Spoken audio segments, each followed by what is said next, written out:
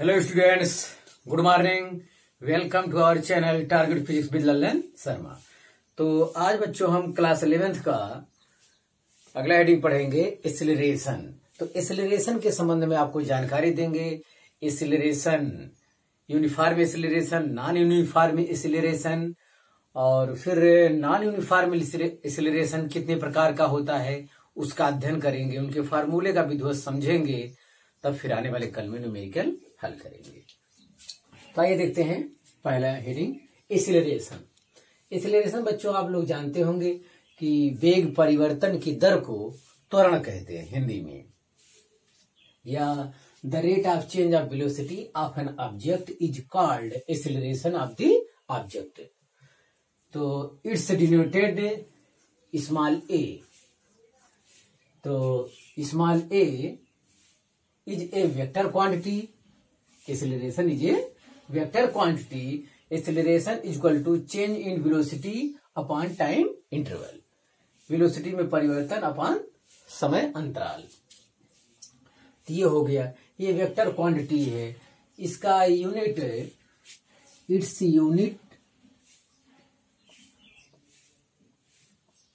Unit is metre per second square and its dimensions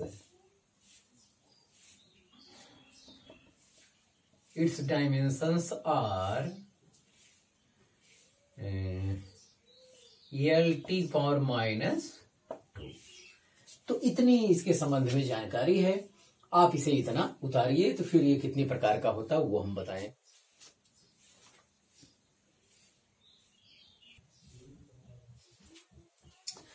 हाँ, तो बच्चों एक्सीलरेशन का पहला जो है type uniform acceleration. Uniform acceleration देखें तो if an magnitude and direction of the acceleration remains constant. तो बच्चों एक्सीलरेशन ये वेक्टर क्वांटिटी है, तो आप सीधी रेखा में चलिए, सीधी रेखा में चलिए। तो u बराबर 0 है यहाँ पे, और इसका वेग बढ़ता चला जा रहा है, 5 मीटर पर सेकेंड है। तो ये है 10 मीटर पर सेकेंड। फिर क्या है 15 मीटर पर सेकेंड। तो इस टाइप से वेग बढ़ता जा रहा है। तो इसका एक्सीलरेशन का मैग्नीट्यूड, यूनिफॉर्म एक्सीलरेशन तब होगा जब एक्सीलरेशन का मैग्नीट्यूड और डायरेक्शन दोनों सेम हो, तभी वो यूनिफॉर्म एक्सीलरेशन होगा। तो जैसे आप कोई गेंद है ऐसे यहां पे गिरा दीजिए, ये भी यूनिफॉर्म एक्सीलरेशन का केस होगा, क्योंकि निश्चित समय अंतराल में वेग में वृद्धि क्या होगी, हमेशा समान होगी। 1 सेकेंड में वेग में वृद्धि क्या होगी, हमेशा समान में होगी। तो यूनिफॉर्म एक्सीलरेशन का केस यहां आएगा। जो एक्सीलरेशन होता है ग्रेविटेशनल एक्सीलरेशन, वो जी का मान बच्चों होता है 9.8 मीटर पर सेकेंड स्क्वायर होता है, और 1 सेकेंड में वेग में वृद्धि जो हमेशा ये कंटिन्यूस होती है। तो ये भी यूनिफॉर्म एक्सीलरेशन का उदाहरण है। लेकिन ध्यान देना, अगर ये पथ सर्किल का हो जाए और ये सर्किल में जो है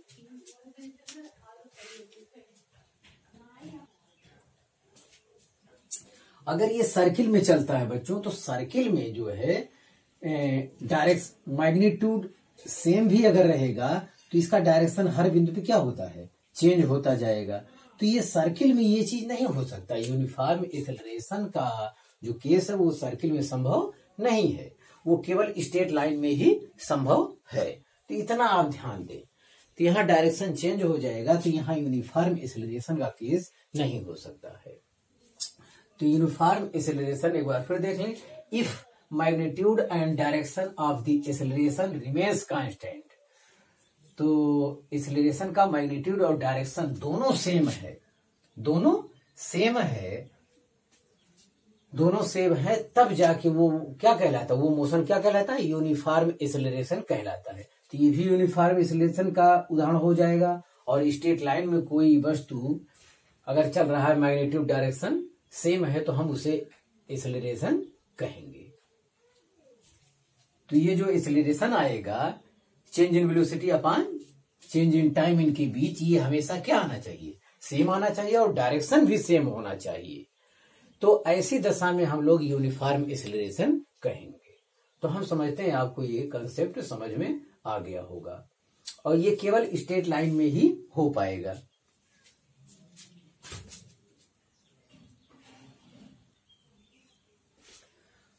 हाँ बच्चों, यूनिफॉर्म एक्सेलरेशन के संबंध में कुछ महत्वपूर्ण जानकारी हम इकट्ठा किए हैं आपके लिए। इसे भी आप देखें, इससे कहीं कोई कंसेप्ट में कमजोरी है तो यहां से दूर हो जाएगी। तो ध्यान दें, तो कहीं कोई कंसेप्ट में गड़बड़ी है तो यहां से क्लियर हो जाएगा। ये सब पूरा कंसेप्ट है। हाँ देखें, when a particle moves with constant acceleration then its path में बी स्ट्रेट लाइन और पैराबोलिक। मैं इससे पहले स्ट्रेट लाइन बोल गया था, तो ये पैराबोलिक में भी हो जाएगा। तो स्ट्रेट लाइन में आपको बोला था, तो ये क्या है, वो अगर ये कांस्टेंट एक्सेलरेशन से गति कर रहा है तो उसका पाथ स्ट्रेट लाइन हो सकता है या पैराबोलिक भी हो सकता है। पैराबोलिक शायद बच्चों आप न जानते हो, ये है पैराबोलिक, आगे पढ़ाया जाएगा, अभी आने वाला है। तो ये कांस्टेंट एक्सेलरेशन यहां कैसे रहता है, तो क्योंकि यहाँ कोई वस्तु जब यहाँ है, जब कोई वस्तु यहाँ जा रहा है, जब कोई वस्तु यहाँ है, जब कोई वस्तु यहाँ है, तो इसका जो एक्सेलरेशन कार्य करता है वो हमेशा नीचे की ओर ही कार्य करता है, नीचे की। तो एक्सेलरेशन का जो डायरेक्शन है वो सेम है। अगर इसका मैग्नीट्यूड भी सेम है तो जाहिर है कि मैग्नीट्यूड भी सेम है तो जाहिर है क्या होगा, यूनिफॉर्म एक्सेलरेशन होगा। तो यूनिफॉर्म एक्सेलरेशन पर गति करने वाले कण का पथ स्ट्रेट लाइन भी हो सकता है और पैराबोला भी हो सकता है। इसलिए इसका एक्सेलरेशन का मैग्नीट्यूड जो है हमेशा change in velocity upon change in time, हमेशा ये कांस्टेंट रहे और डायरेक्शन भी सेम रहे, तब उसे क्या कहा जाता है, यूनिफॉर्म एक्सेलरेशन कहा जाता है। और ये काम पैराबोला में भी हो सकता है। पैराबोला में जो कण इस टाइप से, जो क्रिकेट में 6 रन मारते हैं, तो ऐसे केस में वो जो गेंद इस प्रकार से गति करता है तो उस पर जो गुरुत्वीय त्वरण होता है, एक्सेलरेशन ड्यू टू ग्रेविटी, वो जो है पृथ्वी के केंद्र की ओर ही कार्य करता है और ये स्ट्रेट लाइन में होता है और ये कभी बदलता नहीं है, ये कभी बदलता नहीं है। और अगर इनका मैग्नीट्यूड भी हमेशा समान है, एक्सेलरेशन का डायरेक्शन तो समान है ही है, तो ऐसी दशा में ये भी यूनिफॉर्म एक्सेलरेशन का केस होगा। तो यूनिफॉर्म एक्सेलरेशन का पथ स्ट्रेट लाइन और पैराबोला दोनों हो सकता है। इस लाइन से दोबारा देख लें, बहुत अच्छा लाइन है। When a particle moves with constant acceleration, then its path may be straight line or parabolic। तो ये कॉन्सेप्ट आपका ये क्लियर है। हाँ, दूसरा बच्चों आप देखें, दूसरा कह रहा है when a particle starts from rest and moves with constant acceleration, then its path must be straight line। अब इसमें भी आपको फर्क करना पड़ेगा, इनमें भी फर्क करना पड़ेगा। देखो बच्चों, अगर वो स्ट्रेट लाइन में चलता है तो u बराबर 0 संभव है, 0 से शुरुआत किया होगा। अगर वो पैराबोलिक पथ पे चलता है तो वो किसी वेग से शुरुआत में चलना पड़ता है 5 मीटर प्रति सेकंड। ये इनिशियल वेलोसिटी यहाँ पे 0 नहीं संभव है। 0 से कोई वस्तु पैराबोला पे नहीं जाए। जब आप गेंद को 6 रन के लिए उठा दिए तो जमीन से उसका वेग जो उठता है गेंद, वो 0 से नहीं होता, वो वेग लेकर चलता है, प्रारंभिक वेग उसके पास होता है। तो अगर प्रारंभिक वेग 0 है तो उसका पथ केवल स्ट्रेट लाइन ही हो सकता है। ध्यान दे, दूसरी line, when a particle starts from rest and moves with constant acceleration, then its path must be straight line। तो इसका पाथ जो है स्ट्रेट लाइन होना मस्ट है, अति आवश्यक है। तो ये चीज ध्यान दे, अगर इनिशियल वेलोसिटी 0 है और मैग्नीट्यूड एंड डायरेक्शन दोनों सेम, यूनिफॉर्म एक्सेलरेशन में अगर इनिशियल वेलोसिटी 0 है तो ये केवल तब संभव है जब स्ट्रेट लाइन हो। तो ये बहुत कीमती पॉइंट है, यहाँ पे ध्यान दें। और फिर तीसरा एक पॉइंट और है, यूनिफॉर्म एक्सेलरेशन के संबंध में जानकारी देता है। For a particle moving with uniform velocity acceleration must be 0। एक पार्टिकल के लिए, एक कण के लिए अगर वो यूनिफॉर्म वेलोसिटी से गति करता है, यूनिफॉर्म वेलोसिटी का मतलब है कि उसका स्पीड एक समान चाल रहे और एक समान चाल 5 मीटर पर सेकंड के वेग से हमेशा आगे बढ़े और सीधी रेखा में आगे बढ़े, तब वो हो गया यूनिफॉर्म वेलोसिटी। ये 5 मीटर पर सेकंड वेग से जा रहा है और सीधी रेखा में जा रहा है, मतलब उसका डायरेक्शन चेंज नहीं हो रहा है, तो उससे हम लोग कहते हैं यूनिफॉर्म वेलोसिटी। और जब उसका डायरेक्शन और मैग्नीट्यूड वेलोसिटी का दोनों नहीं चेंज हो रहा है तो एक्सेलरेशन क्या होगा? 0। अरे भाई, एक्सेलरेशन जब होता है जब वेलोसिटी में क्या हो? चेंज हो, change in velocity upon time interval. तो हम समझते हैं ये तीनों पॉइंट क्लियर हो गया होगा। ये तीनों पॉइंट पढ़ लेने से यूनिफॉर्म एक्सेलरेशन का कॉन्सेप्ट 100% परफेक्ट हो जाता है। तो आप इसे उतार लीजिए।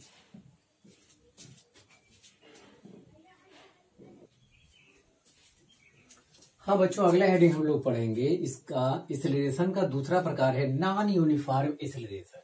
तो नॉन यूनिफॉर्म एक्सेलरेशन बच्चों, तो उसमें होता है जो कोई वस्तु गति कर रहा है उसका केवल मैग्नीट्यूड चेंज हो गया, एक्सेलरेशन का magnitude change in velocity upon time interval ये हमेशा अलग अलग आए तो हम कहेंगे वो नॉन यूनिफॉर्म एक्सेलरेशन है। तो स्ट्रेट लाइन में यही एक केस होगा कि उसका क्योंकि स्ट्रेट लाइन में डायरेक्शन तो चेंज होगा नहीं, केवल चेंज होगा तो मैग्नीट्यूड, तब भी नॉन यूनिफॉर्म एक्सेलरेशन होगा। और या तो डायरेक्शन चेंज हो जाए, कभी इधर चले कभी इधर, या सर्किल में आप देखिए, सर्किल में अगर वो यूनिफॉर्म स्पीड से चल रहा है, हमेशा उसका चाल कितना है? 5 मीटर पर सेकेंड, तो यूनिफॉर्म स्पीड से चल रहा है, लेकिन हर बिंदु पर डायरेक्शन क्या हो रहा है? हर बिंदु पर डायरेक्शन क्या हो रहा है? चेंज हो रहा है। डायरेक्शन चेंज होने की वजह से वो क्या है? डायरेक्शन चेंज होने की वजह से इसमें जो एक्सेलरेशन होगा वो हमेशा क्या? मैग्नीट्यूड समान है एक्सेलरेशन का, फिर भी डायरेक्शन चेंज होने की वजह से भी ये नॉन यूनिफॉर्म एक्सेलरेशन का केस होगा। या तो दोनों चेंज हो जाए, सर्किल में तो दोनों चेंज हो सकता है, मैग्नीट्यूड भी चेंज हो और डायरेक्शन तो हमेशा चेंज होगा, मतलब अकेला डायरेक्शन ही चेंज है तब भी नॉन यूनिफॉर्म एक्सेलरेशन होगा। मतलब सर्किल में हमेशा ऑलवेज नॉन यूनिफॉर्म एक्सेलरेशन का केस ही हो सकता है, यहाँ कभी यूनिफॉर्म हो ही नहीं सकता क्योंकि यहाँ डायरेक्शन हमेशा चेंज होगा। चलो अब यहाँ चेंज इन वेलोसिटी, अब ये डायरेक्शन ऐसा है इस टाइप से दे तो ये क्या कहलाएगा? मैग्नीट्यूड अगर सेम भी हो जाए, इस टाइप से भी डायरेक्शन बदलने लगे, तब भी ये क्या कहलाएगा? नॉन यूनिफॉर्म एक्सेलरेशन कहलाएगा। तो आप ध्यान दें, तो इसका डिफिनेशन लिखा है, इफ आइदर मैग्नीट्यूड, यदि या तो मैग्नीट्यूड और डायरेक्शन और दोनों और both change during motion is called non uniform acceleration. मतलब गति के दौरान अगर केवल एक्सेलरेशन का केवल मैग्नीट्यूड चेंज हो जाए तब भी नॉन यूनिफॉर्म एक्सेलरेशन होता है। अगर मैग्नीट्यूड सेम है, डायरेक्शन चेंज हो जाए तब भी क्या होता है? एक्सेलरेशन का मैग्नीट्यूड सेम है, डायरेक्शन चेंज हो जाए तब भी वो नॉन यूनिफॉर्म एक्सेलरेशन है। डायरेक्शन पर इस प्रकार निर्भर करता है क्योंकि एक्सेलरेशन वेक्टर क्वांटिटी है। और अगर दोनों चेंज हो जाए, मैग्नीट्यूड एंड डायरेक्शन दोनों चेंज हो जाए, तब भी वो होगा क्या? Non uniform acceleration. तो हम समझते हैं ये डिफिनेशन आपको क्लियर हो गया होगा, आप इसे उतार लीजिए।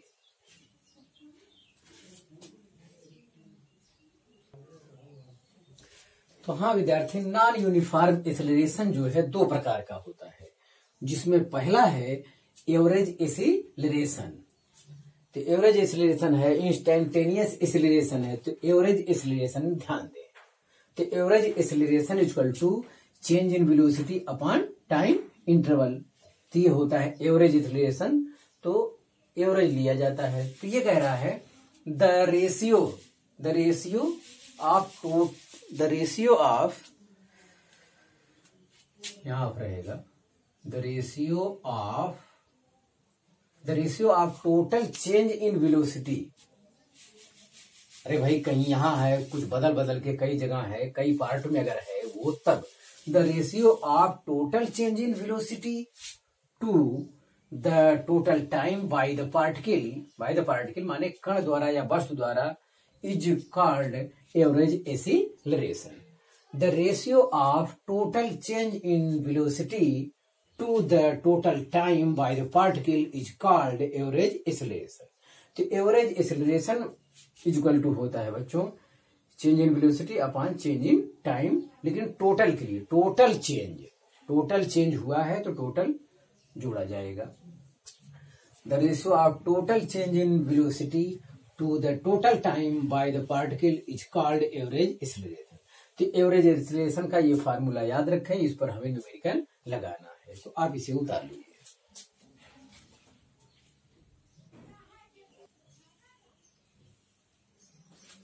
हाँ तो विद्यार्थी, नॉन यूनिफॉर्म एक्सेलरेशन का दूसरा दो भाग होते हैं। जो एवरेज एक्सेलरेशन हो चुका, इंस्टेंटेनियस एक्सेलरेशन।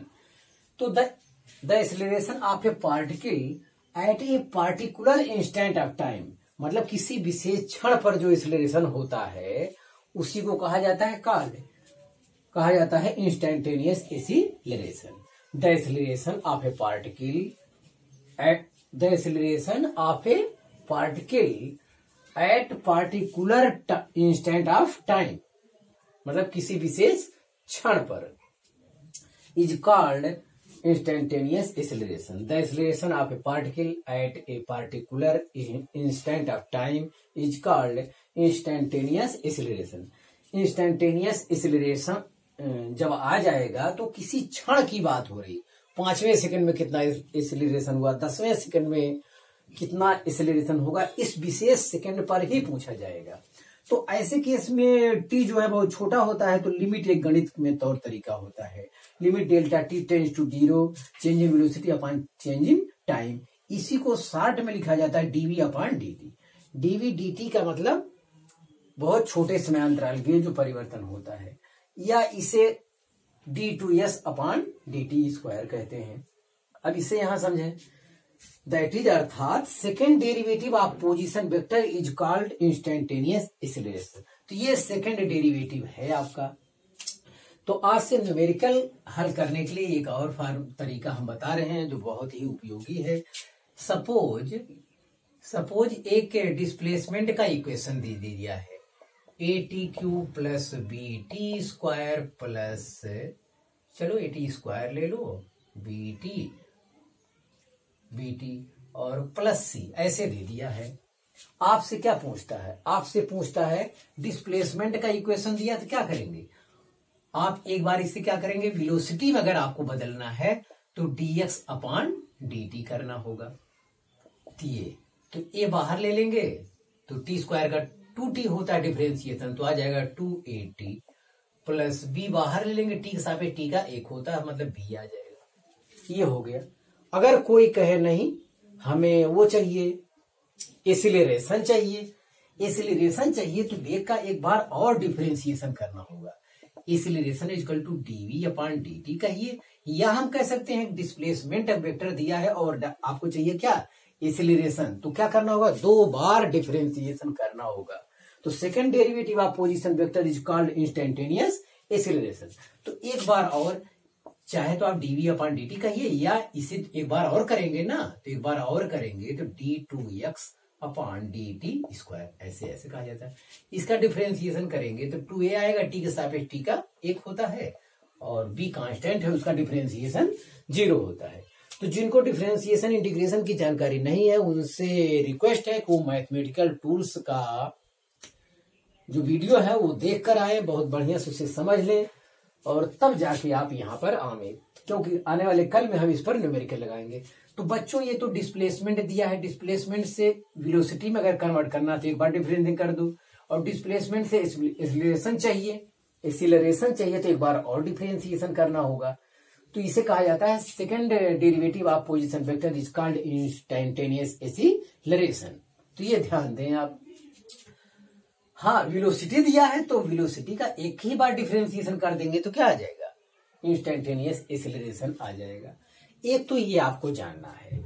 और कभी कभी बच्चों ऐसा दिया रहता है, एक्सीलरेशन दे दिया है, तब क्या कह रहा है, डिस्प्लेसमेंट अगर चाहिए तो हमें उल्टा प्रोसेस करना होता है। एक्सीलरेशन दिया है तो इसका इंटीग्रेशन करेंगे तो वेलोसिटी आएगा, वेलोसिटी का इंटीग्रेशन करेंगे तो क्या आएगा, डिस्प्लेसमेंट आएगा। तो अगर इस टाइप से आगे बढ़ना है, डिस्प्लेसमेंट से वेलोसिटी, वेलोसिटी से एक्सेलरेशन जाना है, तब तो डिफरेंशिएशन करना होगा।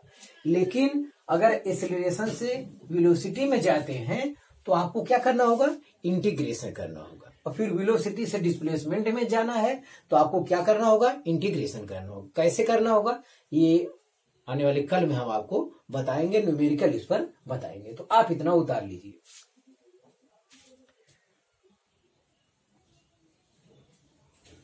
तो हाँ विद्यार्थी, एक्सेलरेशन के संबंध में मेन पॉइंट 3 और हम आपके लिए लिखे हैं, और इस कंसेप्ट को समझना बहुत जरूरी है। और कंसेप्ट को आप इसे उतार लें, इसे विधिवत समझें, सोचें इसके बारे में, और ताकि कंसेप्ट इतना मजबूत हो जाए कि बाद में IIT लेवल या नीट लेवल का जो भी सवाल हम लगाएं तो कहीं कोई दिक्कत ना आए। तो कंसेप्ट क्लियर करें। तो मेन पॉइंट्स हम एक्सेलरेशन के संबंध में यहाँ लिखे हैं। तो पहला पॉइंट है acceleration which opposes the motion of the body is called retardation. तो ये तो आसान है, हम लोग जानते हैं। अपोजेज माने विरोध करता है। Acceleration which opposes the motion, जो मोशन का क्या करता है, विरोध करता है, तो उसे वहां क्या होता है, रिटार्डेशन होता है। जब कोई वस्तु गति कर रही है तो उसका वो स्लो होता अगर जा रहा है तो वो कहते हैं रिटार्डेशन कहते हैं। अपोजेज माने उसका विरोध हो रहा है, गति के दौरान उसका क्या हो रहा है, acceleration which opposes the motion of body is called retardation. तो ये तो हम पहले से जानते हैं, इसमें कोई खूबी विशेष नहीं है। तो चलिए एक पॉइंट ये क्लियर हुआ। और दूसरा पॉइंट विद्यार्थी हम लोग देखते हैं, साइन ऑफ वेलोसिटी, पॉजिटिव और negative. Sign of velocity represent से प्रदर्शित करता है द डायरेक्शन ऑफ मोशन। तो जो वेलोसिटी का साइन है बच्चों, जैसे वेलोसिटी, जैसे आप मूल बिंदु, ये कोई वस्तु इधर जा रहा है तो ये वेलोसिटी क्या है, पॉजिटिव है। और अगर कोई वस्तु यहां से इधर जा रहा है तो वेलोसिटी क्या कहलाएगा, निगेटिव कहलाएगा। तो अगर वेलोसिटी पॉजिटिव निगेटिव है तो क्या प्रदर्शित करता है, वो मोशन के डायरेक्शन को प्रदर्शित करता है। ये वस्तु इधर गति कर रहा है, ये वस्तु इधर गति कर रहा है। आगे कह रहा है but sign of acceleration indicates the direction of acceleration.